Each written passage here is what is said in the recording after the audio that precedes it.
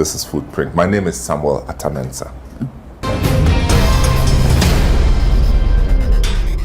Born to an African-American civil rights activist father and the renowned Ghanaian writer and cultural icon Esi Sutherland, Professor Esi Sutherland-Addy carries a rich legacy of activism and intellectual achievement. Hailing from Cape Coast in the Central Region, she began her educational journey at St. Monica's Secondary School in Mampong, later attending Achimota School for her 6th form. With a distinguished career spanning decades, she has served on numerous local and international committees and boards. In her early 30s, she held the position of Deputy Minister for Education, overseeing higher education. Today, she continues to make an impact as an Associate Professor of African Studies. Now, she shares the rest of her remarkable story.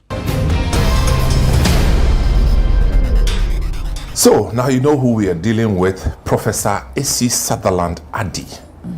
Prof, it's good to see you. Good to see you. And you're looking very well. Thank you very much. Yeah. You are looking very well. Yeah, at this age, one day is one thing and the other day is the other thing. So you just manage it all. You have indeed managed it well. Those who have known you over the decades can attest to that one. I mean, so tell me, how old are you again? I'm going to be 70 in a couple of weeks. Oh, okay. Yeah. Good. Mm-hmm. Yeah. But for 70, you've done a lot more than an average 70-year-old. Yeah. Yeah. Well, so let me do a quick one. I'm skipping. Yes. Meaning that you became Deputy Minister for Education when you were very young. In my early 30s. Yes. 30s. Yes. Yes. And you people were so good. Well, thank you. It was. Yeah, I mean, it was a learning curve. What was it? Viewers, permit me. I just jumped because, in her early 30s, Deputy Minister for... when I was in the university, yes, you were the Deputy Minister for Education in charge of higher education. Yes, or something and you people gave me a terrible time.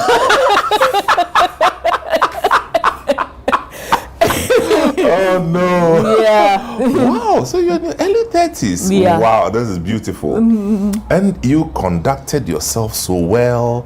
Thank you. At the time, your first before you eventually became Education Minister. Yeah. Who was your minister at the time? Mohammed Ben Abdallah. So it was Culture and Tourism. Yes. And then within the same year, which was 1986, it was split. Yeah. So Education and Culture. Yes. That Abdallah. And then tourism went to trade. Yeah. Okay. And so we moved together. But he is somebody you had known from the University of Ghana. From the same faculty, right? Well, no. I knew him from my childhood because he was one of the first theatre students in the school of, what was called the School of Music and Drama. So he was a protege of Esi Sutherland, who was my mother. That's your mother, yeah. That's right. So I knew him when I was a teenager. Oh! And then... So you were working with Uncle. Yeah. So then I went, we all went out to study and so on. So I came back to the university actually before him. And then he came. And I was in African Studies and he was in School of Performing Arts. Oh, they're co-located. Co-located, yes, that's right. Yeah, so that's how it happened. And on the university campus at the time, there were a number of us who felt that in spite of the difficulties, the famine and whatever, we could do things communally. Yeah. And create change. Yeah. So there was a group of people who thought alike in that sense, and I was one of them. And that's how, he kind of dragged me into into doing this. And I I didn't want to do it at all. Yeah, but we didn't see that. We didn't see that. We just saw, is it, you used to call it Undersecretary? Undersecretary for Education. Yes. You know. Yes. And the name is nice. So we as students, when we hear the names, we are just happy. Professor Esi Sutherland-Addy. Yes. Well, at that time, I wasn't a professor. You know, I became a professor much later. Even my doctorate is an honorary doctorate. Oh, okay. So at that, so and I got it after I had become a minister, the Winneba, you know, University of Education and Winneba. I did a lot to make sure that it became a university. Yeah, from the Specialist Training College then Advanced Teacher Training College, ATTC, exactly. STC. Yes. Oh, and my understanding was that teachers needed, you know, room to grow. They needed to have a higher institution. Instead of having to, every time they wanted to go to university, you would have to refer to your A levels and so on. But the thing was to build on your certification. And that was nicely done. Yes. So you were part of that, those who put it together. Yes. Yes. And I was the lead person. Yes, exactly. Yes, that's right. Wow. Yeah. And it's come out beautifully. So how do you feel when you see you hear of University College of Education in the news? And University of Education. Well, I think they've done a lot of important things in terms of the courses that they are offering and so on. And I get a bit, but I get a bit, you know, irritated with them when they politics. I mean, I think I know. that's upsetting. Yeah, you know. I can imagine. I mean, we've seen that in KNUST. I know. Not too much with Legon, but KNUST we saw that, and even recently there was some, you know. But we hope that we take lessons. We need to get over it because the whole thing is that the higher education has to work as a system. Yeah. You know, and they should be able to manage themselves in such a way that they prevent government from getting into their affairs. Into the everyday management. That's right. So what worries me the most is that they then, you know, that doesn't show that they are taking their independence as seriously as they ought to. And one of the things that we try to do by setting up, you know, the National, you know, Tertiary Education Council, that whole thing was supposed to so that they can self-govern. That's correct. And then there'll be an interface between them and government, because that was the main thing, was like government was getting into their business too much, you know. So I just like, let's safeguard. I think we are getting there. we should. Once universities start making their own money, where they don't depend on government for anything, I'm sure they'll call their own shots. Oh, but you know, I don't know what you want me to call you. What shall I call you? Some. Okay, so for me, that is also a bit of an issue.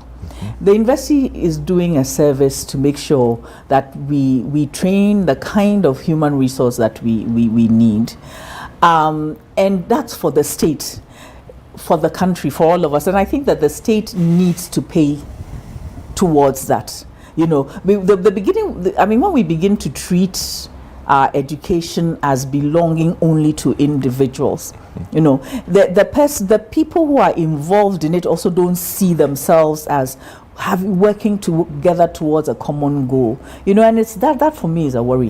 You know, it's a worry. I mean, if you look at the Institute of African Studies where I work, if you look at the speech that Kwame Nkrumah made in opening that institute, the mandate was that we were supposed to ensure that Africans tell their own story. We're supposed to ensure that we dig up everything that we have, put it across to the world. We encourage technology and so on. So all of that, even tech, right?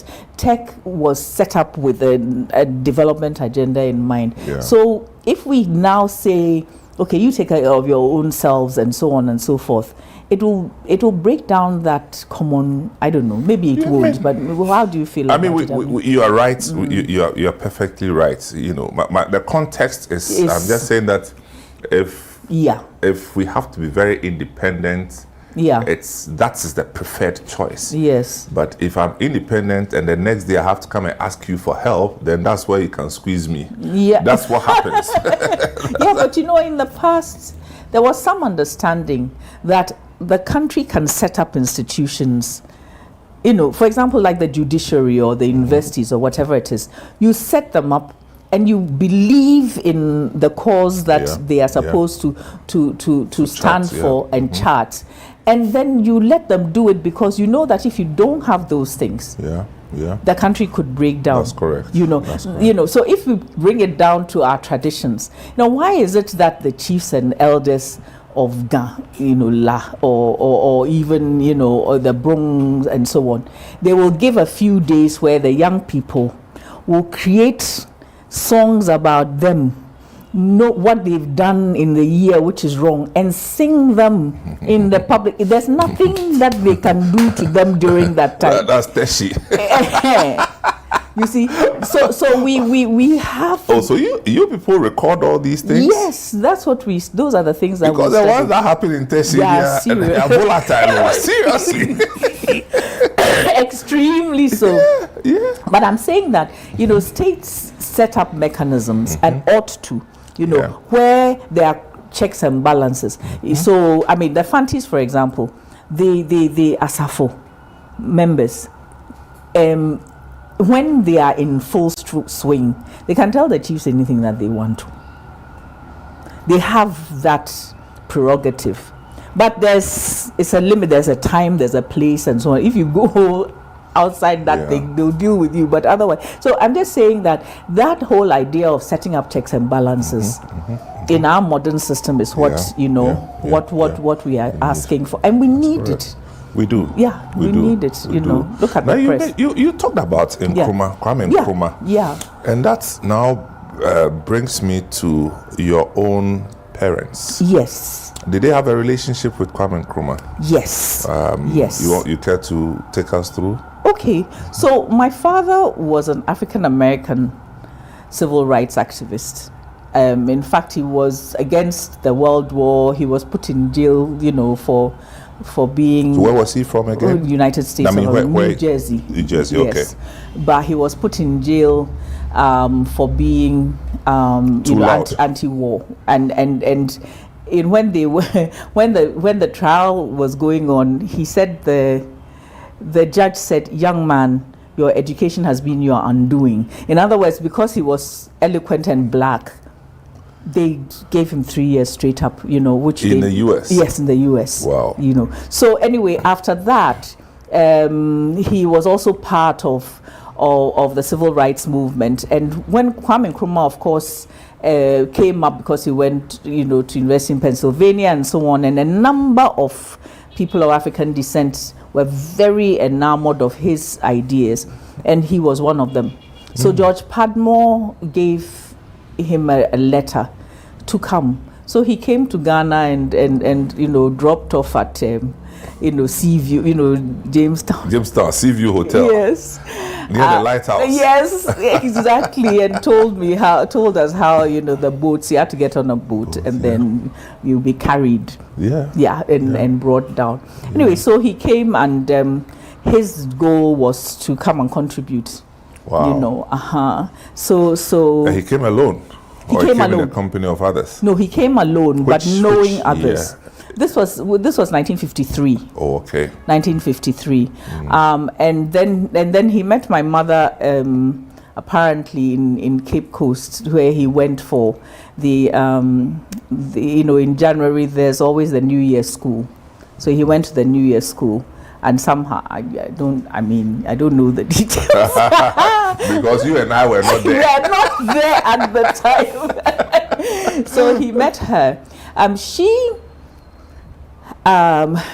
She was also fascinated by the anti-colonial movement and believed that the arts had a role to play and culture and so on. And so she was looking this thing about the African personality, identity and so on. So Kwame Nkrumah, I think, became quite interested in the kind of work that she was doing, experimental theatre, working in the arts and so on. And so he supported her work, and she built the Ghana Drama Studio, which was where the where the National Theatre is now. Olympics Park. She built the Ghana Drama Studio there and brought people together to do the arts and theater from all over. And so he actually opened the studio. And then, she... That at the time would be opposite the Ambassador Hotel, exactly. Which is now Movenpick. Exactly. And everybody that's, that is important in terms of the arts passed through there. But they also saw, she was, and because she was a woman, and most people were men in that sphere, she got onto the Arts Council of Ghana and then the Ghana Association of Writers and so on. But she was definitely in an advisory capacity as far as those are concerned. And I think she really believed in his call, for a certain nationalistic, approach to work, and she really worked very, very hard. So this is your mother? That's my mother. Now tell me, your father. So when he came, finally settled. I want to believe that he met other African Americans who were pursuing the same mission. He did. Yes. You remember any of them? Well, I guess the two most important ones were the Doctors Lee. Dr. and Sarah Lee. They were the first private dental practitioners in Ghana, and they set up their dental practice. It was in Osu for a very, very, very long time.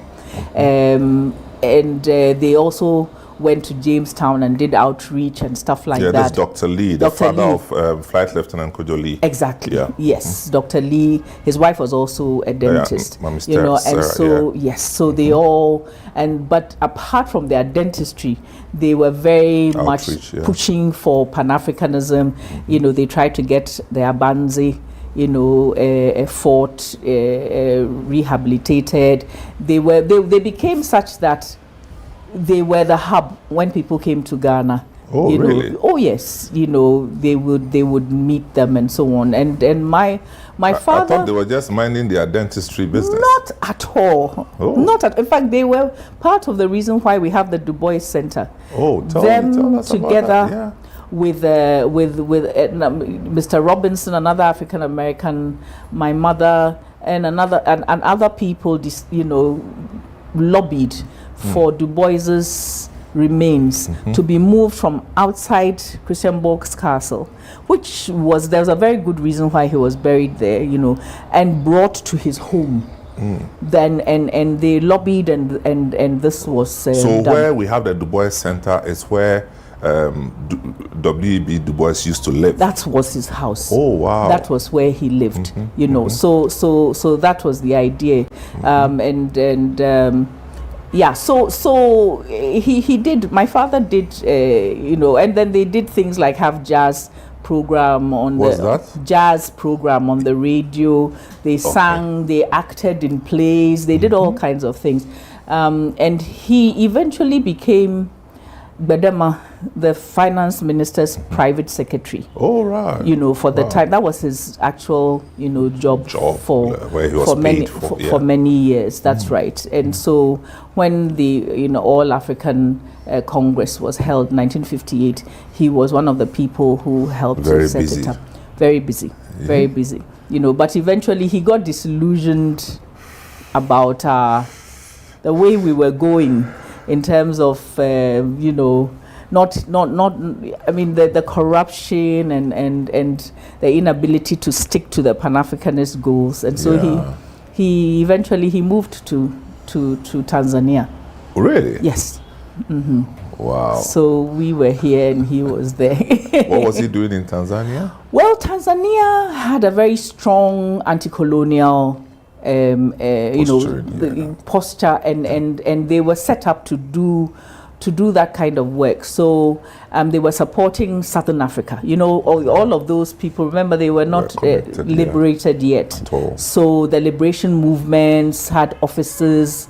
They came to Tanzania for support, and he was one of the people who was designated by the government to help and work there. So he spent a lot of time on that. Was he coming to Ghana when? Yes, he was coming to so Ghana. Like Ghana had become his home, obviously. Ghana family, was home because we were here, you know. But he was also very much at home in Tanzania, in Eastern Africa, Southern Africa, and so on. And so you used to go there yourself at the time? We went only once when I was about 16 or so. That was our first trip outside Ghana. Would be a very long journey then. Yes, we had to stop in Sudan. So I have a brother called Ralph Sutherland, who is an architect now, and a sister called Amowi Sutherland Phillips, who is a lawyer now and lives in the United States. But so anyway, they packed us off. And we went to Tanzania, and you know, and he was very happy to show us off. He was he loved for us to do Ghanaian dances. We did a lot of dancing. I mean, my sister and I. So he would trot us out to dance for his friends, and then, you know, he loved groundnut soup. So we make groundnut soup for him. And then the only thing, and I've said this so many times, is that there used to be so many refugees and so on coming in and out of his house that you make the food and then you turn around and the thing is finished. It's like, you know, it's like, Papa, who ate this? Who ate this food? Because it's like in the night while you're asleep, you know, when you wake up, the thing is finished. You know, so we used to get a bit mad with him for being, you know, over generous. Yes. But that's how he ran his life, you know. Good. Supporting. So that's your dad. So people, we are having a chat with Professor Esi Sutherland-Addy, and there's so much we were going to talk about, and this is so unconventional where I even started the conversation from. We'll take a short break, and when we come back, we'll now learn about her school life. Wow. St. Monica's School in Mampong, Ashanti region. You see. This is Footprint. We'll be right back.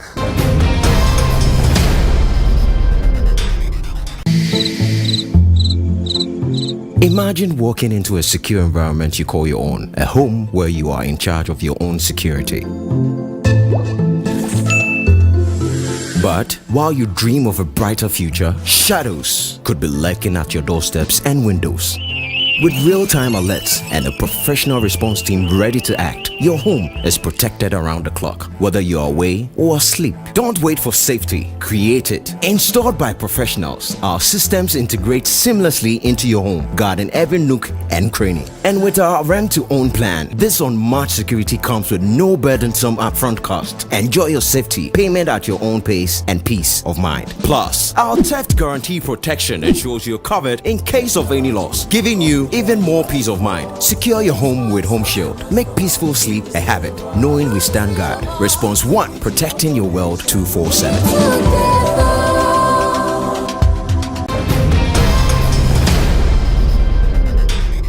Welcome back. This is Footprint, and I am having a chat with Professor Esi Sutherland-Addy. And I know that this name will mean different things to different people, and depending on your age, you may have encountered or engaged her within the academic circles or in the literary area. But she tells her own story. It turns out that she went to St. Monica's. So I'm now interested in the St. Monica's bit. I mean, Accra girl, but you're Fanti. Mom is Fanti, right? Cape Coast, yes. Oh, you are Cape Coast proper. Yes. Hey. I mean, Gomwa Brofo, then Cape Coast. Gomwa? Gomwa Brofo is our ancestral Debi. Gomwa Brofo. Into your Gomwa Brofo, the Brofo you do. Yeah. Oh, yeah, I need to look for this Gomwa Brofo. But it's not Gomwa English. No, it's Gomwa Brofo. There's some Gomwa English somewhere. Yes, inside there somewhere. Gomwa has everything. I'm telling you, we actually have Gomwa France, as in a Francais. Okay, so you have the Fanti background and then grew up in Accra mostly. Yes, right? yes. Where from St. Monica's? So, you know, St. Monica's actually started in Cape Coast. So St. Monica's School is in Cape Coast, where the basic school, So It's an Anglican school. It's an Anglican school, yes, started by the nuns, the Order of the Holy Paraclete. So anyway, so my mother went to St. Monica's. In Cape Coast, and then she went to St. Monica's Training College, So which was also in Cape Coast. No, that's in Mampong, Ashanti. That's okay. Mampong, so Mampong the original has training college. Yes, Mampong has the secondary school. I mean, it has what they call the babies. So it has a primary school, with secondary school, and the training college.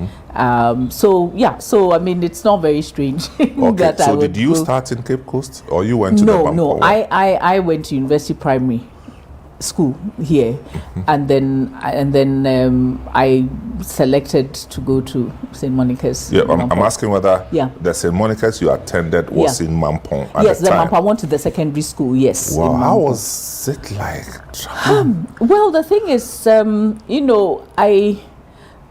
begin with, I went with, I had aunties and things in Kumasi and all of that. But once you get there, then coming back, you get on the STC, you organize the STC, you buy your ticket, you get on it, buy a few yams, and so on and so forth. I mean, so, you get used to traveling. But how difficult was it going to St. Monica's? Because University Primary at the time had all these people who were Achimota bound. Well, we were bound in many different directions. I mean, I was with Professor Nketiah's children, I think we went to Prempe and so on. So we were, spread around. But no, I think there were some differences in going to St. Monica's. One of the things that was that made it not so difficult to adjust is that my mother did a lot of research in rural areas, and she took us with her, and so we got used to being among people from different walks of life, and she taught us that people from rural areas actually knew a lot more than we did, and so on and so forth. So by the time I was 12 or whatever it is, and I'd been to funerals and festivals and whatnot, and so on and so forth outside of Accra. So I wasn't so Accra bound in that sense. But there were differences. I mean, for example, I was bilingual, whatever. I spoke Ga, Chi, and English, and so and then some Fanti, and a lot of Fanti, mostly. And so I one of the things that I couldn't understand is that there were protocols around you can't speak English in the ironing shed or something like that, and I found that sort of thing extremely. Are you supposed to speak what language? Chi or Fanti or something. Local language, so that it doesn't look as if you are showing off or whatever. And it wasn't about showing off. I just spoke whatever came into. So for me, that was a major cultural, problem. The other thing was other things, many other little things. You were supposed to be, try and be very girlish and shy of boys and things. And I got to a mixed school, and I was like, what is that? You know what I mean? And I had a number of those kinds of adjustment problems. I did. When you got to St. Monica's, did you meet any of the people you had gone to school with before University Primary, or people you knew from Accra? No, but but because Bishop Girls sends a bunch of girls, to St. Monica's Girls in Accra every year. So there are people coming, people coming in from all over. You're speaking Ga. Yeah, I learned to speak. My Ga improved a lot when I went to St. Monica's because of the Bishop Girls. The Bishop Girls was a strong school. Very, very strong. Very, very strong. So it I think. Those were some of my adjustment issues. The other thing, of course, is that because my mother was a celebrity and the nuns were very proud of her and so on, it was a bit awkward, to be her daughter, because, the nuns are very strict. Very protective of you. They come around, everybody's on their bed and so on. Then, you alone, they are coming to ask about your mother. It's like, Well, keep it. I mean, what enjoy is that? you had to enjoy it while it lasted. Man. But it was, you know, when you're a teenager, you don't want that kind of attention. Well, some people want it. So it was a bit, you know, those things were a little bit awkward. So 5 years. Yes. In Mampong. Yes. And I made a lot of very good friends who are still my friends now. Wow. From all over. Some of them in public, within the public space that we can connect. I don't know if you know. Somebody was the head of the Public Services Commission. Sister Janet, I'm going to try and remember her last name in a minute, but you know, she, for example, definitely, and then the chief of staff.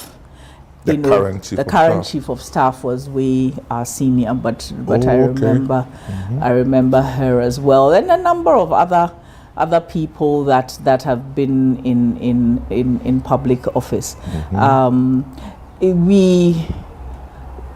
So yes, you know, it was a very interesting experience for me, because one of the things that I also did was to develop my interest in traditions, and so I was part of the cultural group, and we went to town to learn how to do Nyonkro and stuff like that. Wow. So at that stage. Yes. So I was and yeah, that's and it's been very with me. Yeah. Yes, it's been with me all along. We were especially taught for. You know, at times I get this feeling that all these international schools, you know, coming up, should be made to include some of these,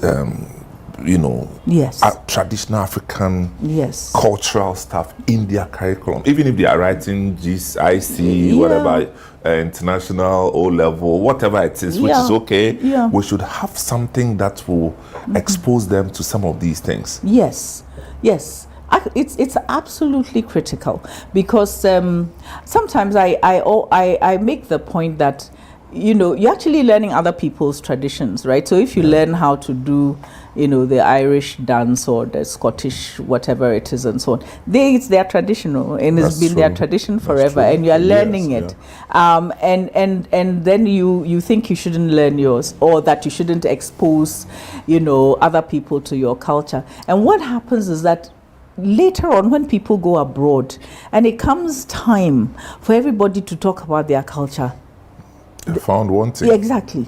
You know, and sometimes that's what makes the difference. That's true. You know, so I think it's very important. And the people that taught us, I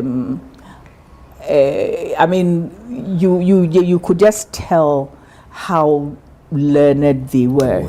And you know, the language and the musical ability, the dance, and so on and so forth. So I have no regrets whatsoever. You know, and you know, it was very so that's impactful. good, because it's left an indelible mark on your life. Absolutely. Wherever you've been. Absolutely. But quick one. Yes, then you did your sixth form in Attah-Mensah school.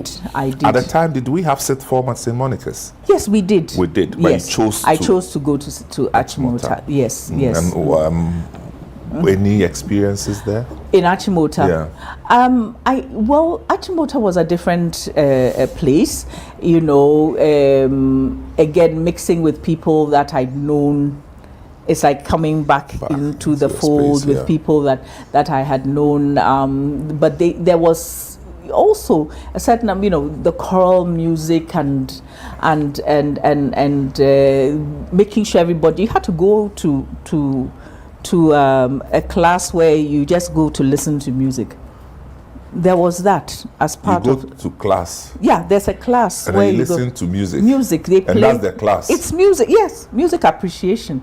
They play, you know, classical music, they play all kinds of things and so on. You have to sit there and listen. In this day, their place is Ifian, so Charlie, you go to their place and the music you listen, you will run out. No, you do that one as well. And they encouraged, acting and so on. So whether you were a science student or whatever it is, they made sure that you were involved in all those things.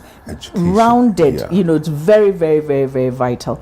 And then the other thing was just also to have this, being able to interact with, with boys and so on without having to have all kinds of but the boys know, see, you're a pretty woman, so when you come, you won't have difficulty. But when you are not blessed properly, Charlie, the boys, when they see you, they will run. No. Oh, no. We have to talk about that bit as well, because, I'll just say that when I was younger, I was always bigger than everybody else around me. And so, I had a lot of friends who would come and be telling me all kinds of stories and so on and all that. And boys were my friends. I thought I'd never have a proper boyfriend. I mean, I used to laugh. I said, "Oh, I'm sure that I'll marry an old man." Do you know what I consider to be an old man? Like a 40-year-old. I'll be married to a 40-year-old. Everybody, and because I can cook and make things nice and everything, everybody will come and visit me, but not young people. You know how you get a thing anyway. But anyway, but seriously, I think on the other hand, one of the things that I think I took from St. Monica's to Attah-Mensah was an appreciation of ordinary people's lives. I remember getting extremely upset because some girls in a house that I was a prefect, they were... Which house was this? Kingsley. Kingsley House. Yes. Is that house 18? No, I went to house 17. Later on, I was the head, of house 17. I was but I was a senior there, and Trotro came to pick up, the luggage of some of the young people who had organized them, like I would have organized, or we would have organized in St. Monica's. Yeah. And some of the girls were laughing at them. I was so... I will never forget it. And I told them, I said, look, you are just lucky.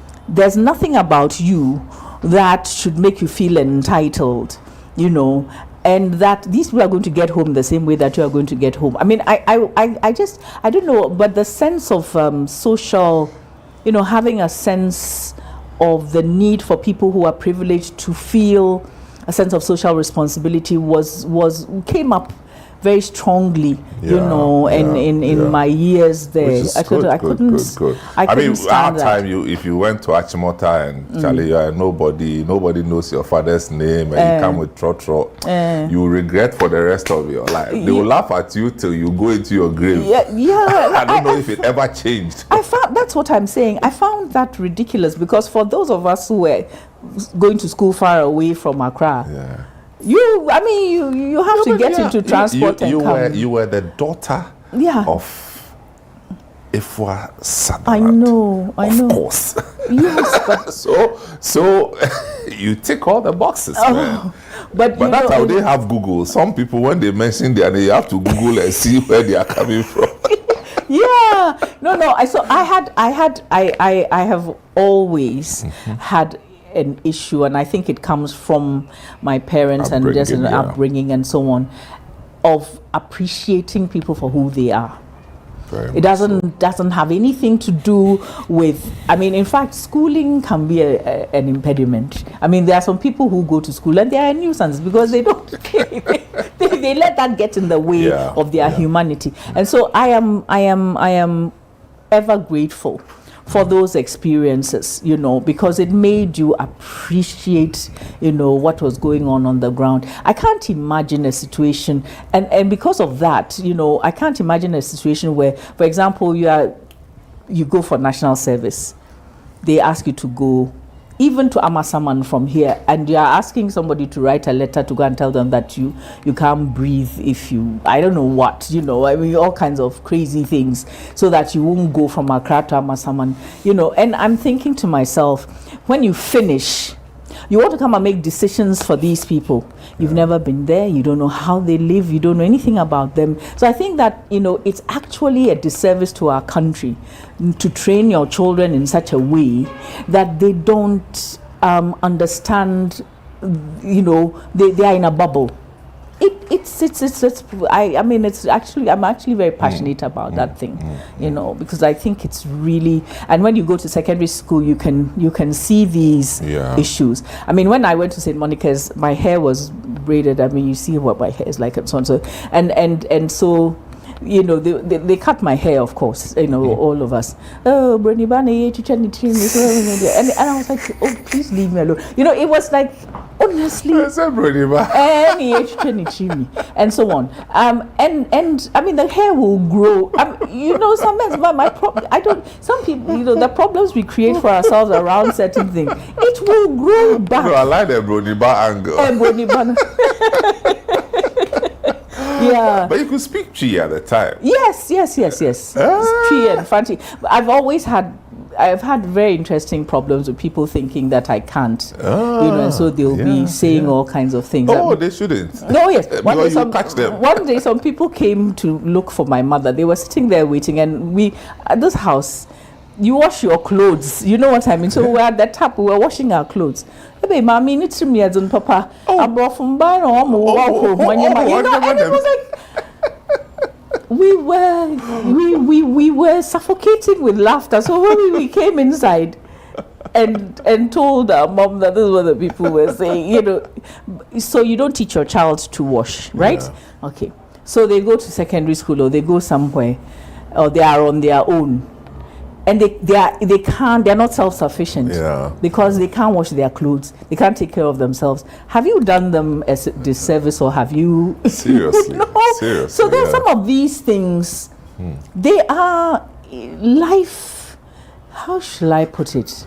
It's investment in their lives. Yeah, you see what I mean? Yeah. So that's where I'm coming from. So I'm afraid I'm very old school about these things. No, you're not. You're not. You're quite traditional, but of good value. Yeah. And it gives us sustainable passage into life.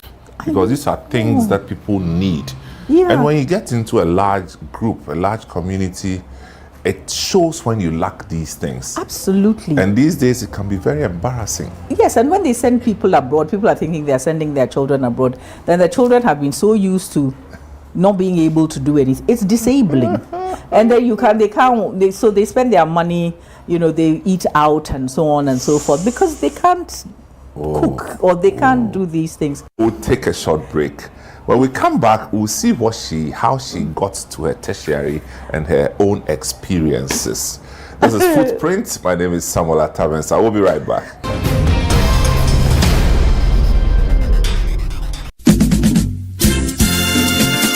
This year, something magical is happening. A celebration of tradition, flavor, and community. Welcome to the Back to Your Village Food Festival 2025. Taste the heart of your heritage with mouth-watering dishes from across the country like Ademe with Akple, Tozafi with Ayoyo soup, Kokonte, Apopranta, Rare Quine, and many more. From rich spices to sweet treats, it's a journey for your senses. We're taking you back to your village. Oh yes, let's recreate our age-old recipes. But it's not just about food, We're celebrating culture, connecting with family, and making memories that last a lifetime.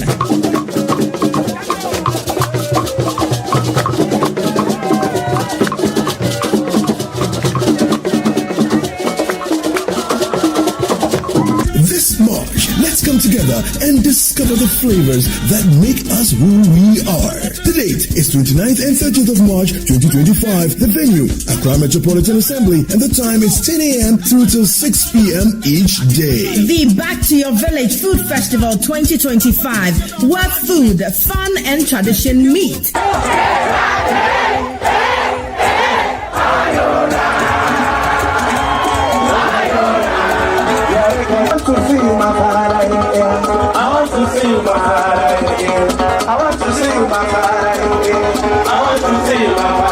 See you there. Interested Registered vendors should call 0558 973 973 or 0205 973 973 to register. The Batia Village Food Festival 2025 is powered by Channel 1 TV with support from 97.3 City FM and is proudly sponsored by Gino.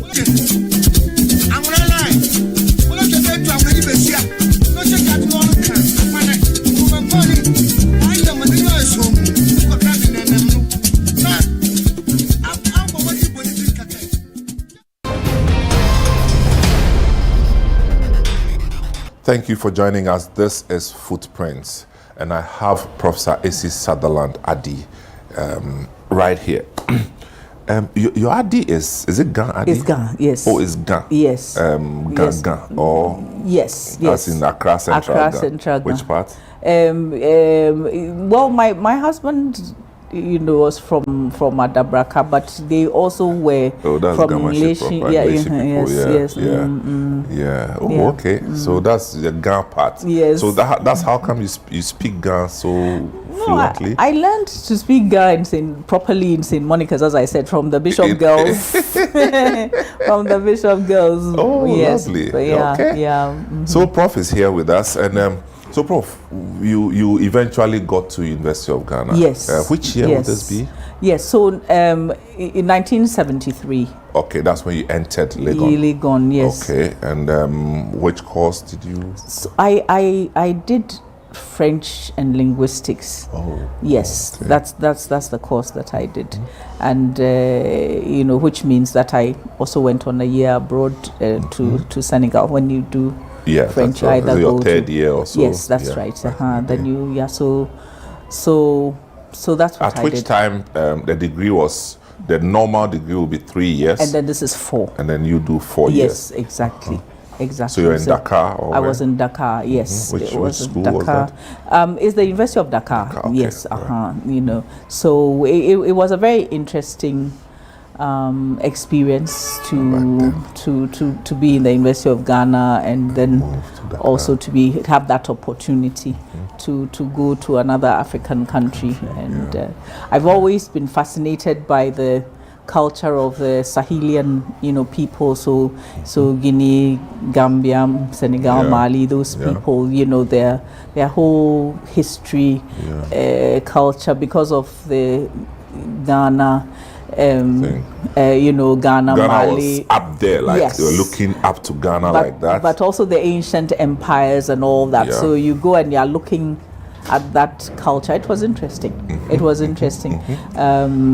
So tell me. So walk me through your experiences in Legon. Because of course Legon was familiar to you. Yes. University Primary. That's your mother, right. Yes. But now as a student, how did it feel like? Okay, well, I was very public spirited in my approach to things. So I eventually became the president of Walter Hall. Oh, I see. Yeah, so and we were a fun-loving bunch, me and my executive, and we decided that we want to raise money. So we set up a disco in what we call the disco in the hall, and we didn't have equipment, we didn't have anything. We used to go and talk to our friends, the guys, they always had these things. We'll carry their things to our junior common room, and then we'll set up and have to. It was only on the weekends. It was called the League. Oh. And the advantage was that we were there to dance with the guys, so they would come to us, and we tried to raise money that way. But we also, at that time, of course, there was the whole Achampong period as well, and there were beginning to be rumblings around that. So being in the University of Ghana, I mean, if you're a member of the junior common room, then you also would also be a member of the Student Representative Council and so on. So we had some very interesting period of people like the former so people like Blay. Which Blay? Bliami, Cabral, Bliami here, you know, they and were there all at the this, same time? yes, and people like that.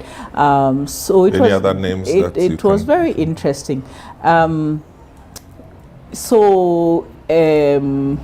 Let me try and see who would have been there around. But tell me, the who time. was the vice chancellor at the time? The vice chancellor was Kwapong. Oh, okay. Yes, it was Professor Kwapong. Yeah.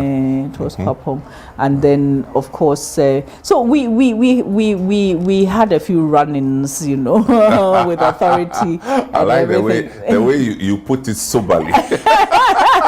We had a few run-ins with authority. People, the younger people, she's saying that she had butu with the people. And then, you know, I think one of the things that I miss is that we used to be able to decide that we were going to look at issues outside of you know, like School Palestine and this and that and so on, international issues. These days you hardly have that. No, because you are getting food for free, you're not paying for anything. Yes, you just needed to show up.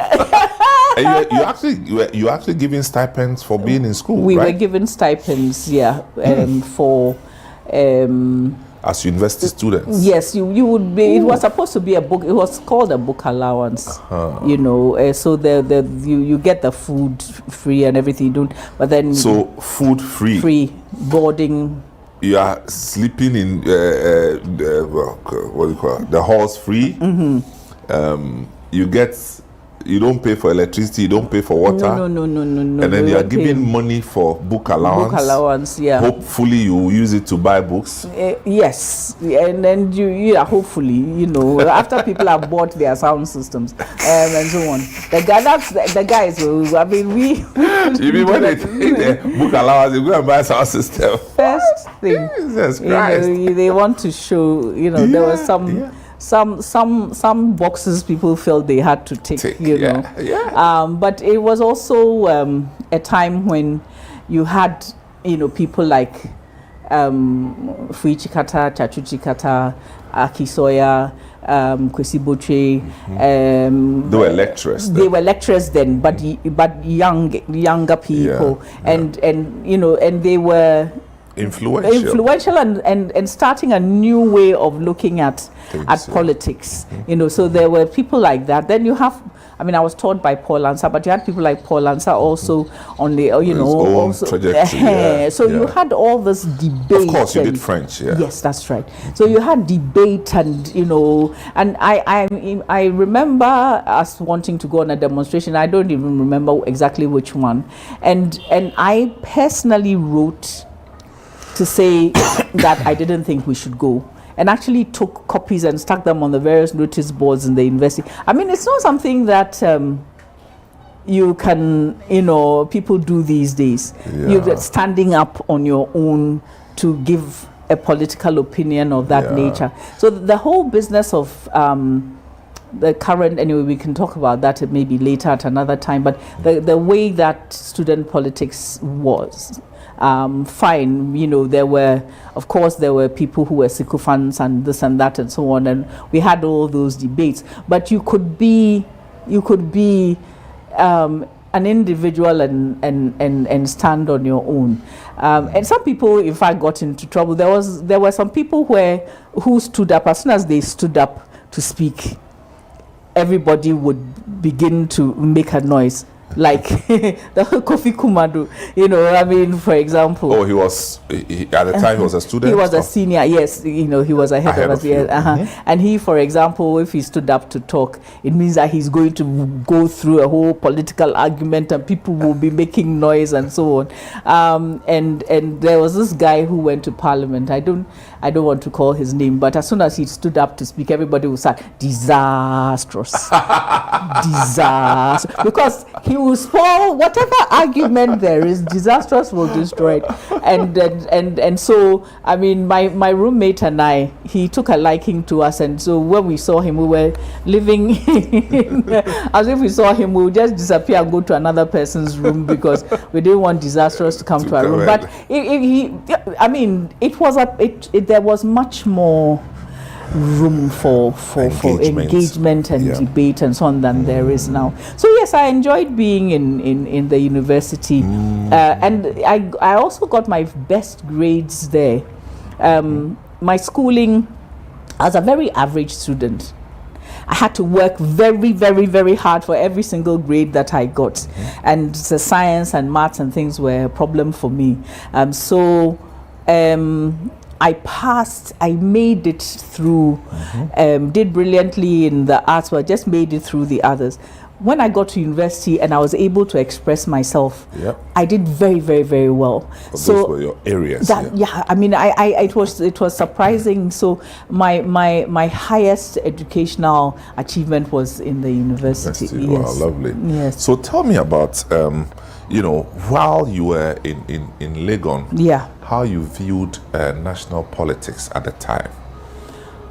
I think, as I said, Kutua Champon was all you knew within that period. Yes, and there was some sense that there was something wrong with that.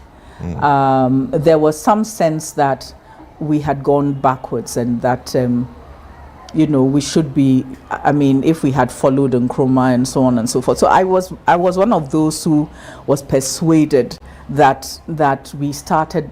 I mean, what we were in the 60s and what we had become in the 70s, we become a shadow, of what we really ought to be. So yes, I was definitely, that was my view generally on national politics. So now you eventually exited Legon with French and linguistics. French and linguistics. Okay. Yes. It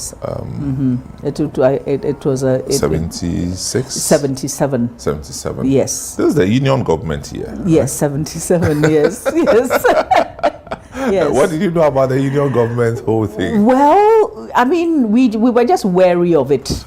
Yeah. It was something which.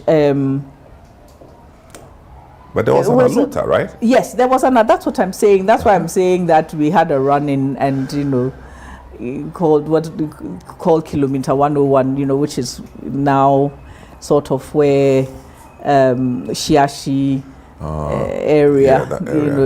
Where the bus stop. It was a lonely place at the time. Yes, only bush. Yes, and the soldiers had been on campus. They'd even before then they'd been one of these foreign students had been killed and so on. Killed? Yes, one of them died, a stray bullet.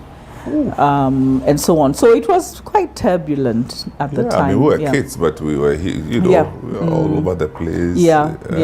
In fact, I ran home to come and get water because it's not that far. And I remember my mother was saying, "Esi, want to home here? You want to home here?" Oh, lovely. So I think this is where we will end this episode of our conversation. So this is you've been listening to FootPrint or watching FootPrint with Professor Esi Sutherland-Addy telling her own story. There definitely will be another episode of this, but for now, my name is Samuel Attah-Mensah. Catch you another time.